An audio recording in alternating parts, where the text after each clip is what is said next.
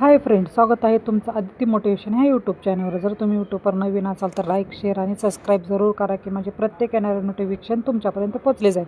तर मी गेलो ते शारदा गणपतीपाशी आणि तिथे गाईला चारा चारून मग आम्ही गेलो स्वारगेटला खंडोबा मंदिर इथे. खंडोबा मंदिरापाशी गेल्यावरती सगळं खंडोबाच्या मंदिराच्या इथे पाया पडलो आणि तिथं छान अशी गाणी लावलेली टाळ मृदुंगाचे.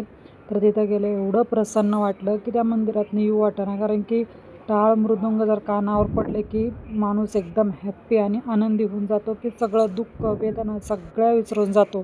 तर एवढं प्रसन्न वाटलं खंडोबा मंदिरात तिथे गेल्यावरती. हे आहे स्वारगेटचं खंडोबाचं मंदिर. तिथं गेलं एवढं फ्रेश प्रसन्न वाटलं की तिथून येऊच वाटत नव्हतं. तर माझा मुलगा आतमध्ये गेला, तिथे पाया पडाय मला म्हणत होता, य मी म्हणलं नाही, कधी कधी कुठल्या मंदिरात चालतं तर कुठल्या मंदिरात चालत नाही. ज्याने की स्वामी समर्थाच्या मंदिरामध्ये एका साईडला लेडीजची लाईन, एका साईडला जेंट्सची लाईन. तर तिथं मी एका साईडला गेले तर तिथला जेंट्स मला ओरडला की तुम्ही इकडच्या लाईनला. आपण नवीन असतो, प्रत्येक ठिकाणी कुठं तर नवीन जात असतो, त्यामुळे आपल्याला तिथली एवढी माहिती नसते.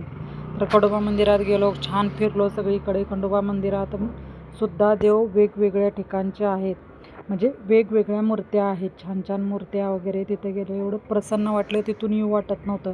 आणि सकाळी गेल्यामुळं मॉर्निंगचा हा सर्व व्हिडिओ मी काढला होता. खंडोबा मंदिराचं एवढं छान वाटलं की एकदम मन असं तृप्त झाल्यासारखं झालं.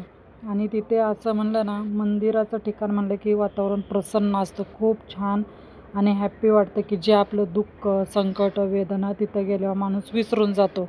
त्याच्यानंतर आम्ही पुढे पुढे आल्यानंतर तिथं आलं सारसबागेचं लक्ष्मी मंदिर. तिथं गेल्यानंतर मग मंदिरात आम्ही गेलो, तिथं पाया पडलो. पण तिथं फोटो काढायला अलाउड नव्हता. तर आम्ही गपचूप कॅमेऱ्याने सगळं शूट केलं की लक्ष्मीचं मंदिर, लक्ष्मींच्या सर्व सारसबागेच्या लक्ष्मीचं मंदिराचे फोटो बिटो सगळं गपचूप व्हिडिओ केला आम्ही. त्यांना समजलंच नाही, कारण की कॅमेरा असा आडवा हातात धरून आम्ही व्हिडिओ घेत होतो. तिथं थोडं बसलो, तिथं पण खूप प्रसन्न वाटलं, कारण सकाळची वेळ आणि खूप छान वाटत होतं, येऊच वाटत नव्हतं घरी.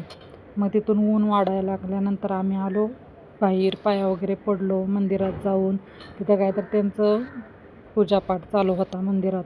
मग तिथून आल्यानंतर स्वारगेटच्या तिथे सारसबागेच्या समोर नाही का एक चौक आहे, तिथं लिहिलं आहे सारसबाग नाव म्हणून. तिथे एक चौक आहे, तिथं गेलो. तिथं कबूतर भरपूर होते.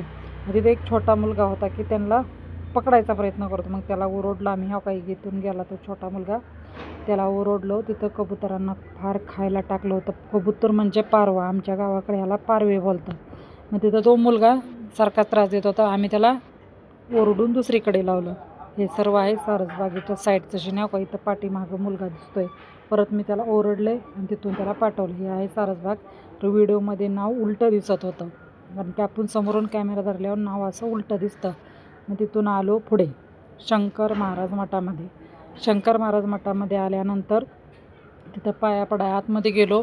तिथली जी लेडीज होते, कोण होतं ते, सिक्युरिटी गार्ड होते ना, तिथे गेल्यानंतर मला त्यांनी व्हिडिओ काढण्यास मनाई केली. मी त्यांना ओरडले, म्हणलं बाहेरच्या बाहेर चालतं, बरेच लोक येतात बाहेरून व्हिडिओ काढतात, तर आम्ही काढलं म्हणून काय प्रॉब्लेम झाला तुम्हाला? मी पण इथं पुण्यामध्येच राहते, बऱ्याच वर्षापासून राहते, मला माहीत आहे कुठले नियम कसे आहेत काय आहेत. ती सिक्युरिटी गार्डला मी जरा वटवटच केली.